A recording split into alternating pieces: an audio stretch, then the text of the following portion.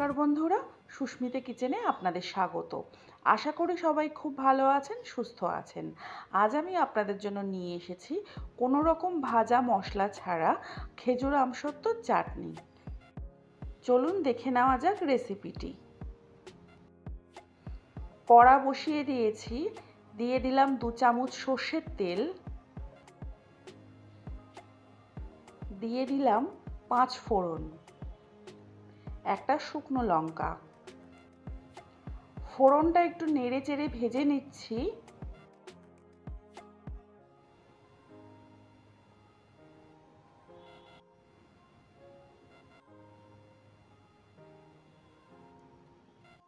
আমি শুকনো লঙ্কাটা তুলে ফেলে দিচ্ছি যাতে অতিরিক্ত ঝাল না হয়।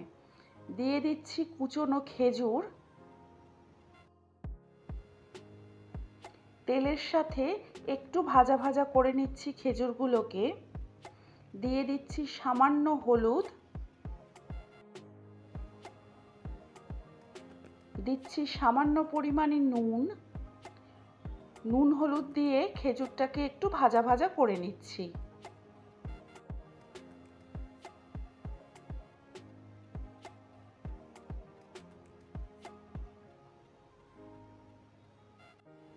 খেজুরটা একটু ভাজা ভাজা করে নিয়ে দিয়ে দিচ্ছি জল। আমি একটা ছোট বাটির 1 বাটি সমান জল দিলাম।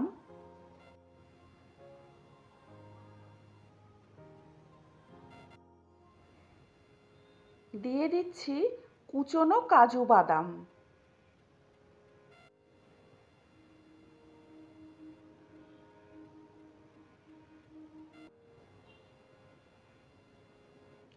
দিয়ে দিচ্ছি কুচনো কিশমিশ। আমি কিশমিশগুলোকেও একটু কুচি কুচি করে দিয়েছি। এবার একটু নেড়ে চেড়ে দিচ্ছি।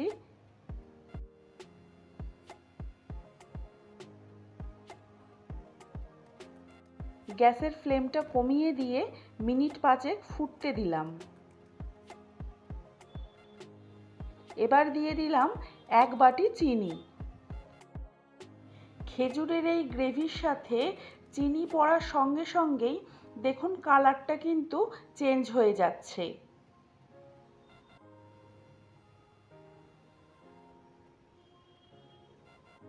চিনিটা গলে গিয়ে বেশ ফুটে উঠেছে। এই সময় আমি আমসত্ত্বগুলো দিয়ে দিলাম। একটু হালকা হাতে নেড়ে দেব যাতে আমসত্ত্ব কিন্তু ভেঙে না যায় বা গলে না যায়।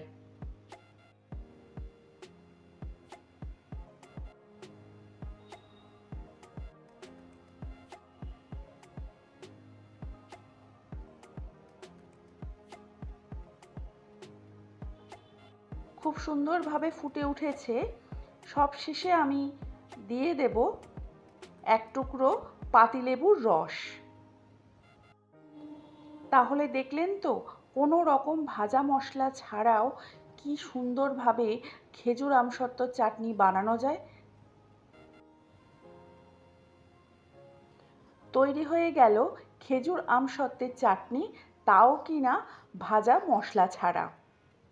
যে কোনো সময় যে কোনো অনুষ্ঠানের জন্য তৈরি করে ফেলতে পারেন এই রেসিপি। যদি এই রেসিপি ভালো লাগে তাহলে লাইক করুন, কমেন্টে জানান কেমন লাগলো, সাবস্ক্রাইব করে পাশে থাকবেন, ভালো লাগলে বন্ধুদের সাথে শেয়ার করে দেবেন। আজকের ভিডিও এই পর্যন্ত। ভালো থাকুন, সুস্থ থাকুন। দেখা হবে পরবর্তী কোনো ভিডিওয়ে।